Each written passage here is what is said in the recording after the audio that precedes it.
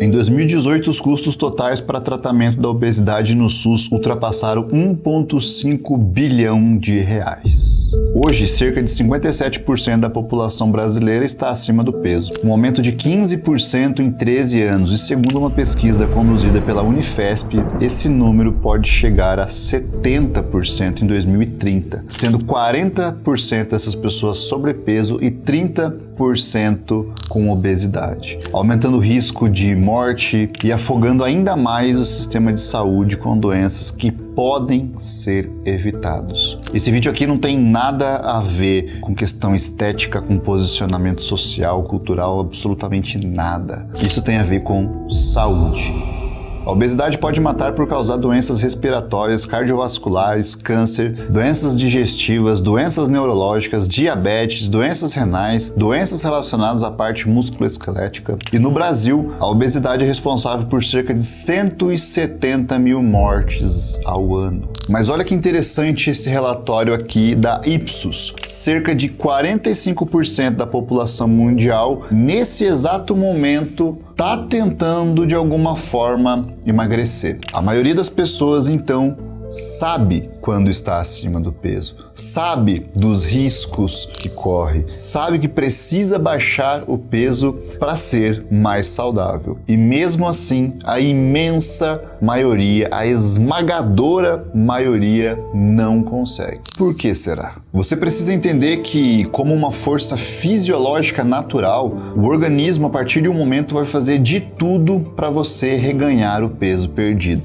Os dados mostram que em alguns meses 8 em cada 10 pessoas que perderam peso têm um reganho de 70% do peso perdido. E em 5 anos, a tendência é voltar a estaca zero ou então aumentar o peso ainda mais. O organismo de uma pessoa com obesidade, entende isso aqui, é completamente diferente de uma pessoa que sempre teve o peso dentro de uma faixa que a gente considera saudável. E mais, alguém que já foi obeso e emagreceu também tem um organismo diferente. Não é só a questão do peso que você tem, mas a jornada de peso que você teve ao longo da sua vida. Então, por exemplo, uma pessoa que tinha 70 quilos, essa pessoa ela engorda 30 quilos e fica com 100 quilos. Né? Ficou ali 3, 4 anos com 100 quilos e depois decidiu emagrecer. Saiu dos 100 quilos e voltou para 70 quilos. Essa pessoa, para manter os 70 quilos dela, vai precisar comer menos calorias e se exercitar mais do que uma pessoa que sempre teve 70 quilos quando adulta.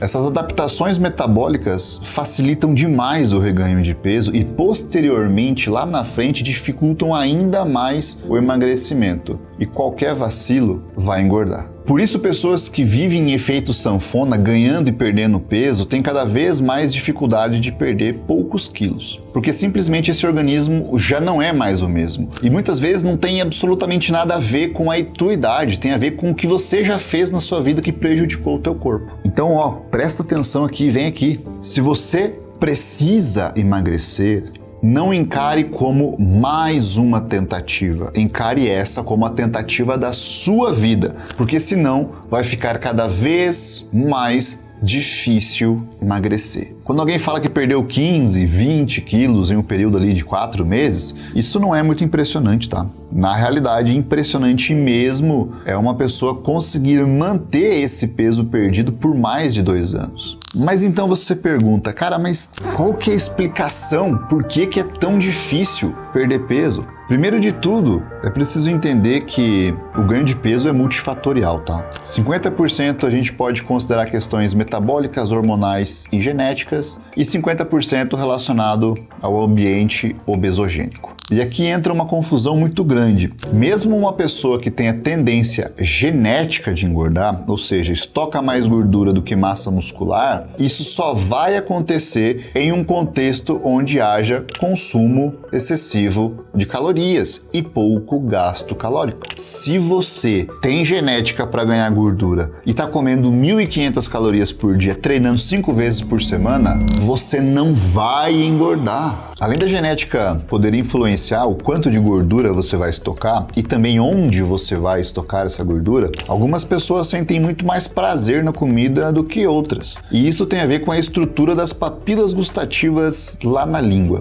E também, né, a questão de recompensa ao comer, questão de neurotransmissores. As pessoas se sentem melhor ao comer um alimento do que outra pessoa se sentiria. Quando você junta esse combo inteiro, aí você tem um problema. E eu te pergunto, o que vai acontecer com uma pessoa com maior facilidade de acúmulo de gordura, pouco ativa, sedentária, né? E que sente muito prazer em comer? Ela vai comer muito e vai engordar. Mas são poucas pessoas que de fato possuem esse combo que pode levar a uma obesidade extrema. Quando somados a traumas psicológicos, por exemplo, podem levar a uma obesidade mórbida, como a gente vê lá no programa do Quilos Mortais. Tirando esses casos específicos, a maioria ainda engorda os primeiros quilos por descuido no estilo de vida. É inegável isso, não adianta negar. E depois de alguns quilos de gordura a mais, o organismo dessa pessoa começa a agir de uma forma totalmente diferente. A tristeza é que muitas vezes esse ganho de gordura excessivo vem de uma adolescência, por exemplo, de uma infância em que toda a circuitaria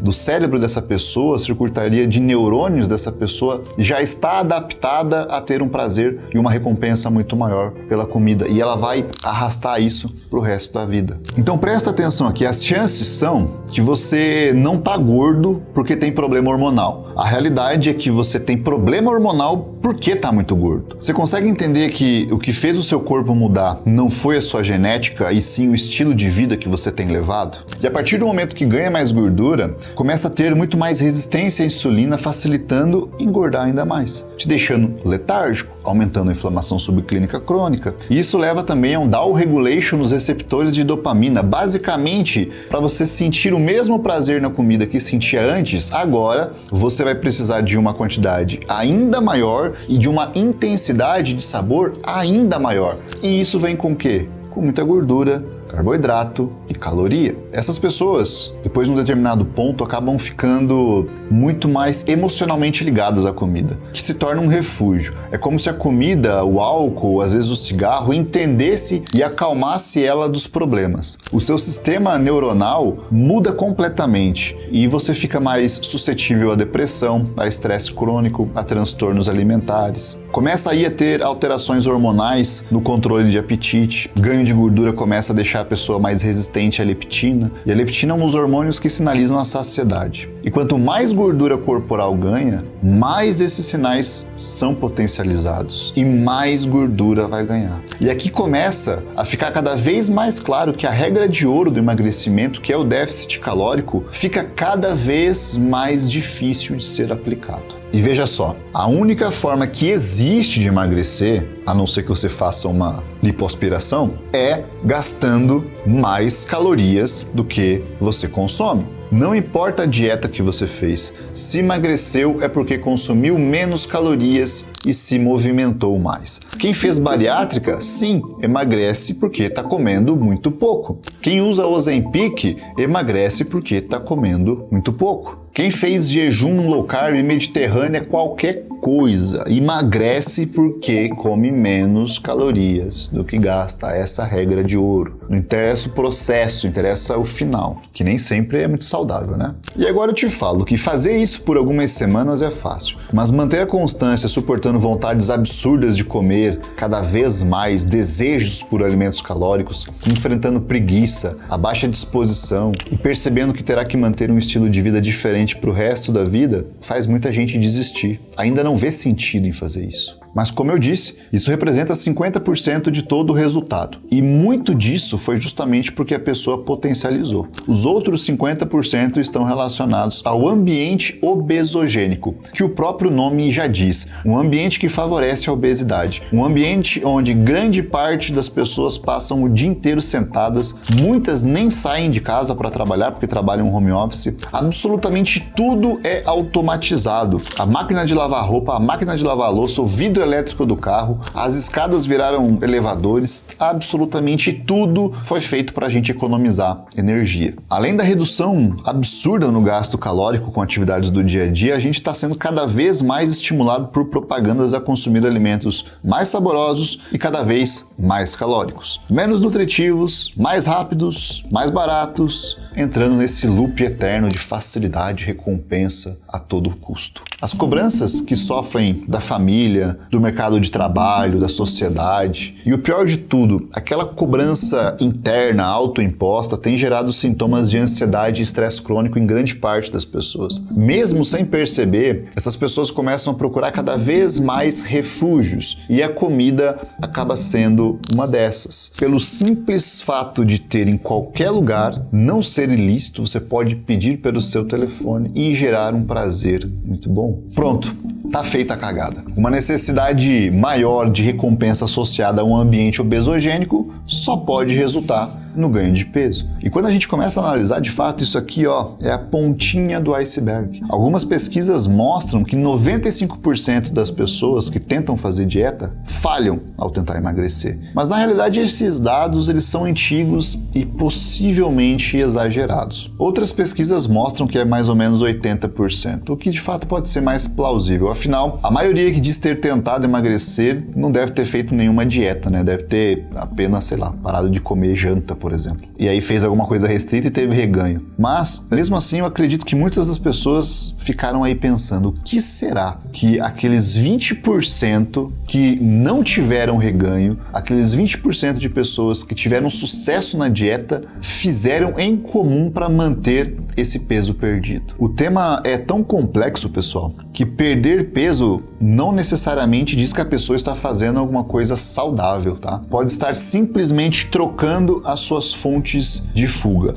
Como esse estudo do British Journal of Medicine mostra, pessoas que perderam mais de 20% do seu peso, por exemplo, então uma pessoa que tem 100 quilos perdeu 20 quilos, essas pessoas eram 63% mais propensas a começar a fumar do que pessoas que perderam menos peso. E também eram 45% menos propensas a economizar dinheiro. Então perceba que o real problema dessas pessoas não foi tratado. Essas pessoas apenas trocaram o seu refúgio, trocaram algo não saudável, como a obesidade, para algo não saudável, como o cigarro, que tem efeito aí de suprimir o apetite. E a gente percebe muito isso quem faz bariátrica. Pessoas que fazem bariátrica e não podem comer grande volume de alimento começam a exagerar no álcool, porque é líquido e é fácil de ingerir. Quando a gente analisa, de fato, as pessoas que tiveram bons resultados, de maneira saudável, que mudaram o seu estilo de vida, esse estudo aqui, que é uma revisão sistemática, mostra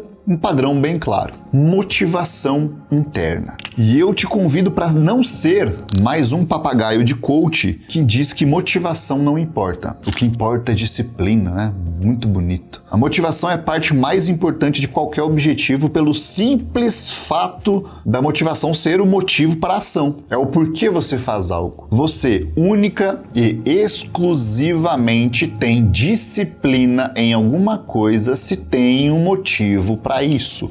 Disciplina vem da palavra discípulo. Como é que você vai ser discípulo de alguma coisa, de algum comportamento, se você não sabe o que é e o porquê é? E vocês que dizem isso estão confundindo motivação com euforia. A euforia é aquela sensação de alegria, aquela vontade que a gente tem no início de um projeto, ou então quando assiste um vídeo de uma pessoa que sabe falar de uma maneira entonada, que uma pessoa que mexe com as nossas emoções. Isso é euforia, isso não dura muito. A motivação é o que faz uma pessoa levantar todos os dias, é o que faz a pessoa ter a disciplina para acordar às 5 horas da manhã e correr. Se você não tem um motivo para a ação, você não vai fazer isso. Motivação interna, nesse sentido, é algo que conversa com os seus valores pessoais. A motivação externa tem a ver com os outros, é aquilo que as pessoas fazem para mostrar que estão bem, mostrar que são capazes.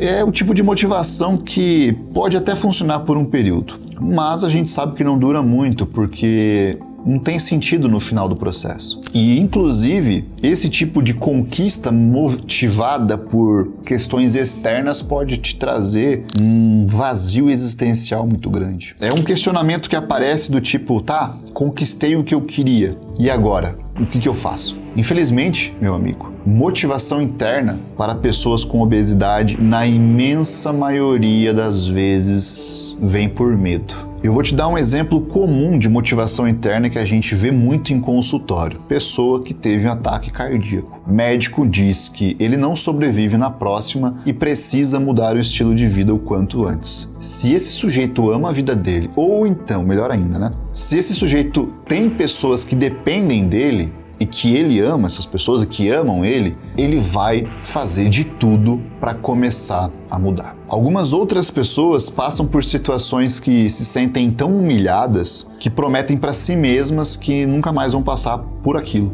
né? Elas não querem mais se sentir daquela forma. Se apegam tanto àquele sentimento ruim que se tornam uma âncora. Eu não quero me sentir dessa forma mais. E elas acabam mudando toda a sua vida baseado nesse dia, nesse evento. O que é muito bom, né? Por um lado, porque acaba deixando a pessoa mais saudável. E isso que eu tô falando para vocês é muito bem ilustrado nesse estudo aqui feito com pessoas com câncer coloretal. E essas pessoas precisavam perder peso, precisavam melhorar a qualidade da alimentação delas. E aí os pesquisadores fizeram o seguinte, depois de um tempo fazendo a dieta, os pesquisadores dividiram em grupos daqueles que conseguiram alcançar os objetivos, foram chamados de super achievers, e daqueles que não conseguiram, chamados de non-achievers. A diferença basicamente foi o seguinte: os que não conseguiram ficavam frustrados com o resultado lento em comparação a todo o esforço que eles estavam fazendo. Eles se sentiam desmoralizados, mas não levavam em consideração que para chegar até aquele ponto durou ali uns 30, 35 anos talvez, para chegar naquele ponto e explodir a bomba, né? Mas querem resultados mais rápidos. Já os super achievers, quando perguntados sobre a mesma coisa, eles também relataram que ficaram muito desapontados, né? Afinal, estão se esforçando, o resultado é lento. Mas diferente do outro grupo, esse encarou aquilo como se fosse um desafio realmente. E as palavras que eles mais utilizaram para justificar o porquê não desistiram foi motivação, determinação e comprometimento. E por incrível que pareça, o suporte familiar e de amigos não foi pré-requisito para o sucesso desse grupo de pessoas. O mais importante realmente era o seguinte pensamento dessa galera aí: eu tenho um câncer extremamente debilitante e de difícil tratamento que, se eu não mudar o meu estilo de vida, eu vou ficar dependente de uma bolsa de cocô pro resto da minha vida e eu vou morrer logo. Quer motivação mais forte do que essa? O triste é que esse tipo de pensamento e motivação muitas vezes apenas vem quando já é tarde demais. Falar para uma pessoa que está muito acima do peso, que ela precisa emagrecer, que é bom para a saúde dela, mesmo ela sabendo da importância disso, é algo que ela não consegue medir porque é muito subjetivo. Não tem como você medir o que é saúde. Né? Às vezes a pessoa dá a justificativa, meus exames estão tudo ok e tudo mais, aí a bomba explode. E enquanto não explode, vão levando a vida do jeito que dá. A forma mais eficaz de realmente mudar o seu estilo de vida, antes que dê uma cagada aí, uma grande merda na sua saúde, é compreender o porquê precisa fazer isso. Criar motivação interna com base nos seus valores pessoais. E preferencialmente não em padrões impostos, né? E, cara, sinto muito, tá? Mas isso ninguém vai fazer por você. É uma função única e exclusiva sua. Como você percebeu ao longo desse vídeo, essa motivação deve ser tão grande a ponto de superar todos esses obstáculos e aceitar todas essas dificuldades que virão. Agora você entende o porquê pouquíssimas pessoas conseguem emagrecer. E ó, se você percebeu que está perdendo a mão no teu estilo de vida, faça um favor a você mesmo do futuro. Comece o quanto antes, porque a cada dia que passa é um degrau a mais na escada do amanhã. Abraço para você.